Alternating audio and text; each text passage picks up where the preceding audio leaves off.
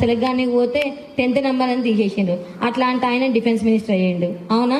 ఆయన ఏమైనా సూసైడ్ చేసుకుని చచ్చిపోయినా నేను పైలట్ కాలేదని డిఫెన్స్ మినిస్టర్ అయిపోయాడు, ప్రెసిడెంటే అయిపోయాడు. మనకు తెలియదు కదా, దేవుడు ఒకటిస్తే ఒకటి కాకుండా ఇంకోటి ఇస్తారు మనకి. సో తల్లిదండ్రులు ఎప్పుడు పిల్లల్ని కంపేర్ మాత్రం చేయదు, వాళ్ళట్లా వీళ్ళట్లా. మన పిల్లలు మనకండి, అంతే.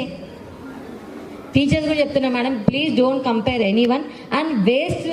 మీరు ఎందుకు పనికిరాదన్న మాట మాత్రం మాట్లాడద్దు. అది మీరు ఒకసారి అనేటప్పుడు మీ పిల్లల మీద అన్ని చూపించండి, అప్పుడు తెలిసి వస్తుంది వాళ్ళ ఇంపాక్ట్. నేను చాలామంది పిల్లలతో చెప్తా, అనేసారి మేడం నన్ను వేస్ట్, ఇక నేను చదవలేను, వేస్ట్, ఇంట్లో ఉండడం బెస్ట్ అంటున్నాను. చాలా బాగా అనిపించింది.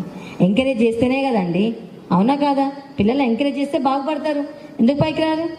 సో దయచేసి పిల్లలకైనా టీచర్స్కైనా ప్రిన్సిపల్కైనా ఒక్కడే చెప్తాను, ఈరోజు పిల్లలు రేపటి పౌరులు. ఈ రోజు మనం చాలా జాగ్రత్తగా కాపాడుకుంటే మంచి పౌరులు అవుతారు. సో దయచేసి ఈ ఎగ్జామినేషన్ సెషన్ కాబట్టి all the best to one and all. బాగా చదవండి, పేరెంట్స్కి రెస్పెక్ట్ చేయండి. At the same time parents కూడా వాళ్ళని హార్ష్గా బిహేవ్ చేయకండి, అర్థం చేసుకునేటట్టు చేయండి. చాలా రిస్క్ ఇస్తారు, కాదనట్లేదు. దానివల్ల మన ప్లస్ పాయింట్ ఏంటంటే ఓపిక వచ్చేస్తుంది ఆటోమేటిక్గా. సో ఓపిక కూడా కొనుక్కోమలేదు కదా బయట షాపులలో, మన పిల్లలే ఇస్తున్నారు.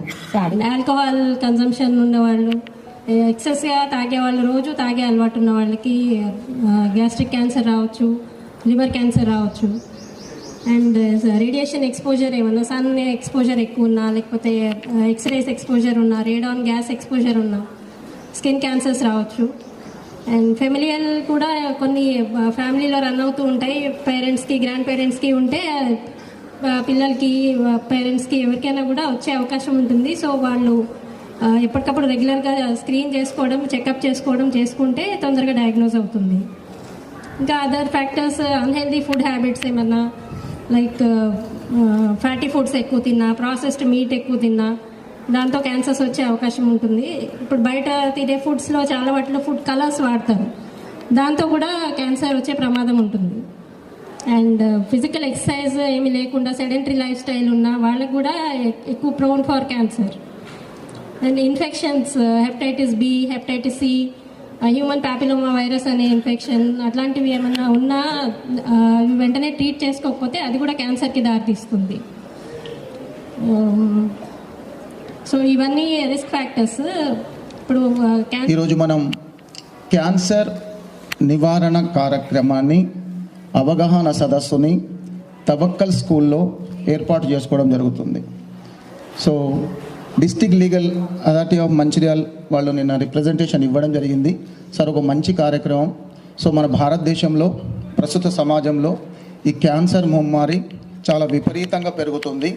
దీని మీద ప్రజలకు అవగాహన కలిగించాల్సిన ఆవశ్యకత ఉందని నిన్న సాయంత్రం నాకు 4 o'clockకి చెప్పిన వెంటనే నేను దాన్ని యాక్సెప్ట్ చేసి ఈరోజు ఈ కార్యక్రమాన్ని ఇంత దిగ్విజయం చేసిన టీచింగ్, నాన్ టీచింగ్ స్టాఫ్కి, ప్రత్యేకంగా మా పాఠశాలకు ఈరోజు ఇచ్చేసిన ముఖ్య అతిథి మన అర్పితారెడ్డి మేడం గారికి మరొకసారి కృతజ్ఞతలు తెలియజేస్తూ, ముఖ్యంగా భారతదేశంలో క్యాన్సర్ నాకు తెలిసి కేరళ రాష్ట్రంలో ఎక్కువగా ఉంటుంది.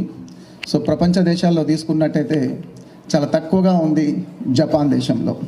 సో మన భారతదేశంలో ప్రతి సంవత్సరం 1.5 మిలియన్ పీపుల్స్కి క్యాన్సర్ అతి వేగంగా వ్యాప్తి చెందుతుంది.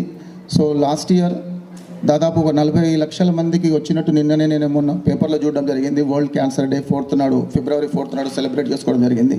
అందులో దాదాపు చాలామంది అడ్వాన్స్ స్టేజ్లో, ప్రైమరీ స్టేజ్లో కనుక ఐడెంటిఫై అయితే దీన్ని మనం క్యూర్ చేసుకోవడానికి చాలా ఆస్కారం ఉంటుంది మెడిసిన్స్తో.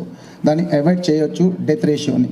బట్ మనకు ఎటువంటి సిమ్టమ్స్ కూడా ఈ క్యాన్సర్ వ్యాధి ఉన్నట్టు మనకు అర్థం కాదు. సడన్గా తెలిసిన వెంటనే మనం వెళ్తే అది అడ్వాన్స్ స్టేజ్లో ఉంటుంది. అప్పుడు ట్రీట్మెంట్ చేయడం డాక్టర్లకు చాలా కష్టతరమైన పనిగా డాక్టర్లు చెప్తూ ఉంటారు.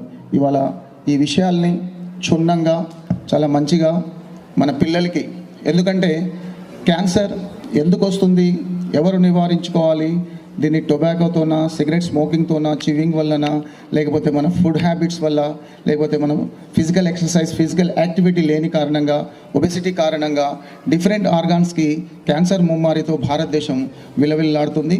సో ఈ క్యాన్సర్ ముమ్మారిని మనం పారదోలాలంటే ప్రజల్లో, స్కూళ్ళల్లోనే చిన్నతనం నుంచే ఇది